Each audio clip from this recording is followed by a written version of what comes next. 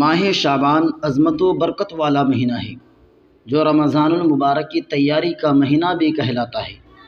اس مہینے کی فضیلت ہمیں قرآن و حدیث میں واضح طور پر ملتی ہے۔ ماہ شعبان نبی کریم صلی اللہ تعالی علیہ وسلم کا پسندیدہ مہینہ۔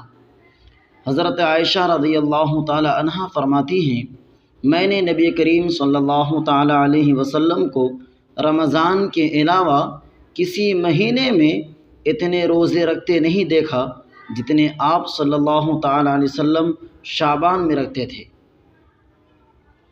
یہ حدیث اس بات کی دلیل ہے کہ یہ مہینہ عبادت، توبہ اور نیکیوں میں بڑھ چڑھ کر حصہ لینے کا ہے۔ نیکیوں کے اعمال اللہ کے حضور پیش کیے جاتے ہیں۔ نبی کریم صلی اللہ تعالی علیہ وسلم نے فرمایا، یہ وہ مہینہ ہے جس میں لوگوں کے اعمال اللہ تعالیٰ کے حضور پیش کیے جاتے ہیں، اور میں چاہتا ہوں کہ میرے اعمال اس حال میں پیش ہوں کہ میں روزے سے ہوں۔ یہ حدیث ہمیں ترغیب دیتی ہے کہ ہم اس مہینے میں زیادہ سے زیادہ نیک اعمال کریں اور اللہ کی رضا حاصل کریں۔ شعبان کی 15ویں شب یعنی کہ شب برات کی فضیلت۔ حضرت علی رضی اللہ تعالی عنہ سے روایت ہے کہ نبی کریم صلی اللہ تعالی علیہ وسلم نے فرمایا، جب شعبان کی 15ویں رات ہوتی ہے تو اللہ تعالی آسمان دنیا پر تجلی فرماتا ہے اور فرماتا ہے، کیا کوئی مغفرت طلب کرنے والا ہے کہ میں اسے بخش دوں؟ کیا کوئی رزق مانگنے والا ہے میں اسے رزق عطا کروں؟ یہ رات اللہ کی رحمت اور مغفرت کی رات ہے، جس میں اللہ بے شمار گناہ گاروں کو معاف فرماتا ہے۔ ماہ شعبان میں زیادہ عبادت کرنے کی ترغیب۔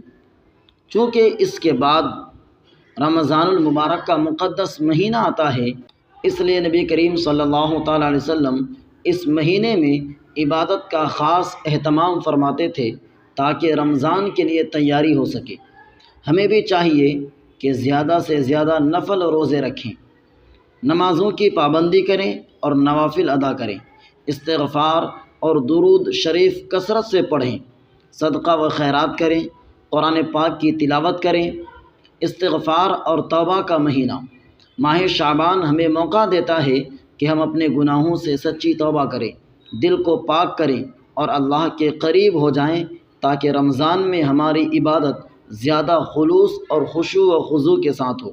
نتیجہ، ماہ شعبان برکتوں اور رحمتوں کا مہینہ ہے، جس میں نبی کریم صلی اللہ تعالی علیہ وسلم نے خود بھی کثرت سے عبادت کی اور اپنی امت کو بھی اس کی ترغیب دی۔